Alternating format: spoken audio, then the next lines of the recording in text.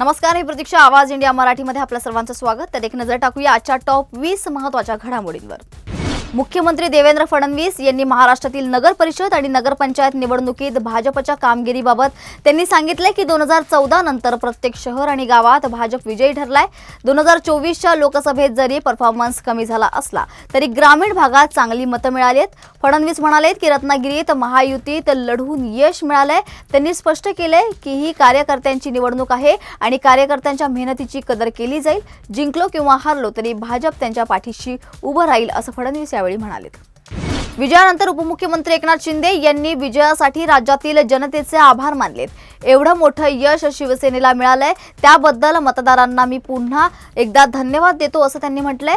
शिवसेनेचा शिंदे गटाचं strike rate चांगले असल्याचं सांगत त्यांनी खरी शिवसेना कोणती हे मतदारांनी दाखवून दिल्याचा पुनरुच्चार करत ठाकरे गटाला टोला लगावलाय. राज्यातील नगर परिषद आणि नगरपंचायत निवडणुकीचा निकाल जाहीर झाला असून महायुतीने पुन्हा एकदा विजयाचा गुलाल उधळलाय. निकालानुसार महायुतीचे 214 उमेदवार हे नगराध्यक्ष पदावर विजयी ठरलेत. या उलट महाविकास आघाडीस फक्त 50 जागांवर समाधान मानावं लागलंय. राज्यातील सर्वात मोठा पक्ष भाजप ठरला असून त्यांनी 117 नगराध्यक्ष पद जिंकलेत आणि शिवसेना शिंदे गट दुसऱ्या क्रमांकावर असून 57 उमेदवार विजयी झालेत. चंद्रपूर जिल्ह्यातील 11 पैकी बहुतांश नगरपरिषदांमध्ये भाजपचा पराभव झालाय. या पराभवाचे कारण सांगताना मुनगंटीवार यांनी भाजपला घरचा आहेर दिलाय. विदर्भातील गडचिरोली, भंडारा, गोंदिया या चारही जिल्ह्यातील एकाही नेत्याला मंत्री केलेलं नाहीये अशी खंत मुनगंटीवार यांनी बोलून दाखवली. तर काँग्रेसने विजय वडेट्टीवार यांना महाराष्ट्राचा नेता केलं, पण भाजपने मला तर मंत्रीपद दिलंच नाही, शिवाय आम्ही बाहेरच्या लोकांना पक्षात प्रवेश देतोय, त्याचा परिणाम नक्कीच मतदारांवर झालाय असं मुनगंटीवार यांनी म्हटलंय. पालकमंत्री संजय शिरसाट म्हणाले की शिवसेनेच्या 3.5 वर्षांच्या कामाचा परिणाम दिसतोय. त्यांनी कार्यकर्त्यांच्या मेहनतीवर भर देत सांगितलंय की त्यांनी कोणत्याही ठिकाणी योजनांचा प्रभावी अंमल केलाय. शिरसाट यांनी म्हटलंय की महाविकास आघाडीच्या तुलनेत त्यांचा स्ट्राईक रेट हा जास्त आहे आणि विकास गावापर्यंत पोहोचलेला आहे, ज्याचा फायदा पुढील महानगरपालिका आणि जिल्हा परिषद निवडणुकीत मिळेल असं त्यांनी यावेळी म्हटलंय. पुणे जिल्ह्यातील 17 नगरपालिकांपैकी 10 ठिकाणी राष्ट्रवादी काँग्रेस पक्ष विजयी ठरलाय. याशिवाय भाजप राष्ट्रवादीच्या युतीतून एक नगराध्यक्ष निवडून आलाय आणि भाजपकडून एकूण 4 नगराध्यक्ष निवडून आलेत. तर शिवसेनेलाही 4 नगराध्यक्ष मिळालेत. मात्र शरद पवारांच्या राष्ट्रवादी काँग्रेसला अपेक्षित तसं यश मिळालेलं नाहीये आणि काही भागांमध्ये त्यांना एकही नगराध्यक्ष निवडून आलेला नाहीये. त्यामुळे पक्षाला मोठा धक्का बसलाय. महाड विधानसभा मतदारसंघात आमदार भरत गोगावले यांचा प्रभाव पुन्हा सिद्ध झालाय. महाड नगर परिषद निवडणुकीत उपमुख्यमंत्री एकनाथ शिंदे यांच्या शिवसेनेने विजय मिळवलाय. तर राष्ट्रवादी काँग्रेसचे दिग्गज नेते सुनील तटकरे यांना होम ग्राउंडवर पराभव पत्करावा लागलाय. शिवसेनेचे सुनील कविस्कर नगराध्यक्षपदी विजयी ठरलेत आणि पक्षाचे 8 नगरसेवकही निवडून आलेत.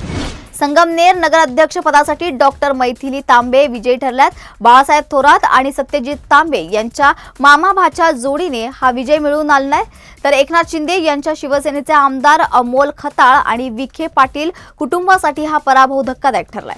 बाळासाहेब थोरात यांनी विजयानंतर शहर स्वच्छतेवर, बसस्थानकांच्या व्यवस्थापनावर आणि गुंडगिरी, अंमली पदार्थांच्या विरोधात कठोर पावलं उचलण्याचे निर्देश दिलेत.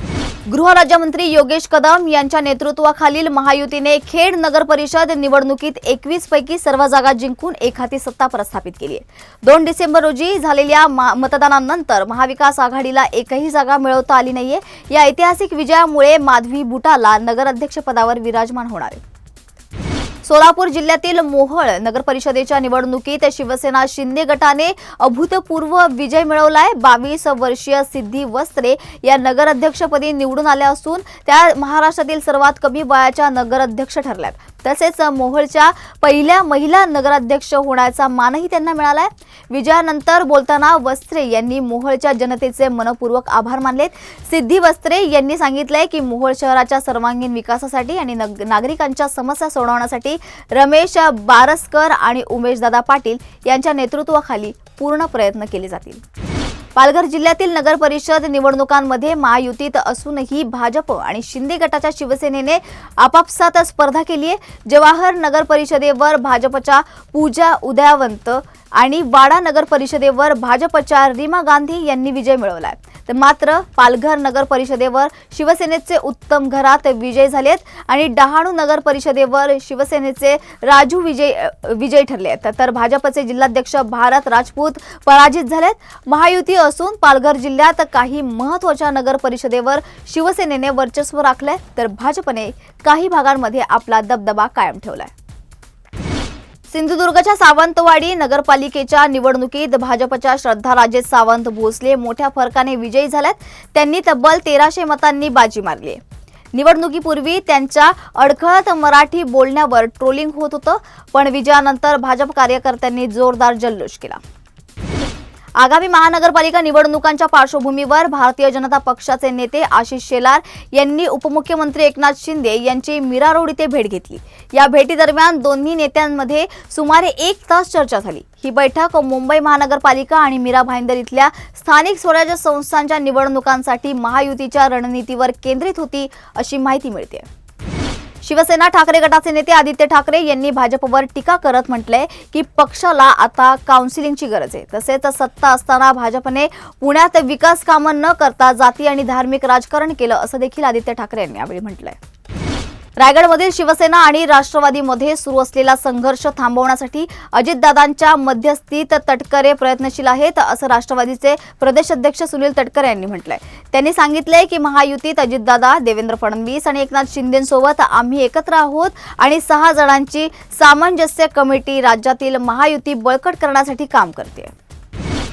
3 वर्षांपासून रखडलेल्या लातूर महानगरपालिकेच्या सार्वत्रिक निवडणुकीसाठी 15 जानेवारीला मतदान होणार असून लातूर महानगरपालिकेच्या मागील 2 पंचवार्षिक निवडणुका सर्व प्रमुख पक्षांनी स्वबळावर लढवल्या होत्या। या निवडणुकांमध्ये काँग्रेस, भाजप, राष्ट्रवादी काँग्रेस, शिवसेना आणि रिपब्लिकन पार्टी ऑफ इंडिया सहभागी होत्या।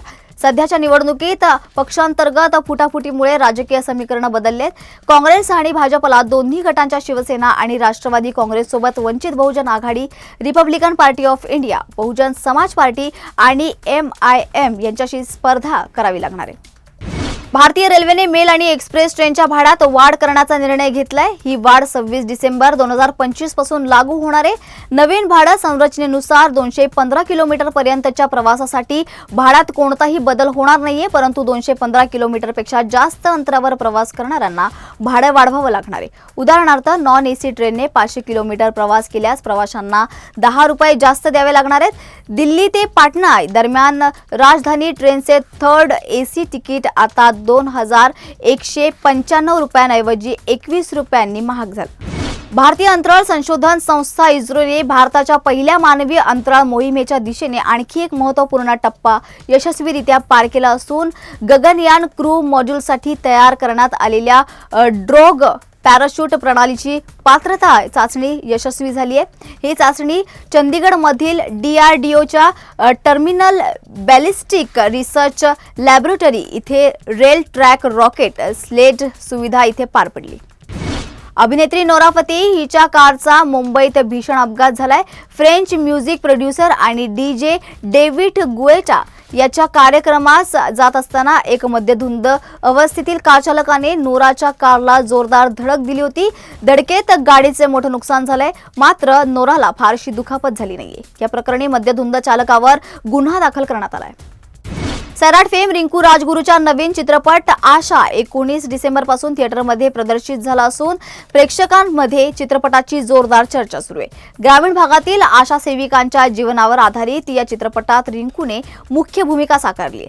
तिच्या साध्या लूक आणि नैसर्गिक अभिनयाचे प्रेक्षक कौतुक करतायत। चित्रपटात आशा सेविकांच्या दैनंदिन संघर्षाचे आणि सामाजिक आव्हानांचं संवेदनशील चित्रण देखील आहे। तर आजच्या टॉप 20 महत्त्वाच्या घडामोडींमध्ये आपण इथेच थांबत आहोत, मात्र तुम्ही पाहत राहा आवाज इंडिया मराठी।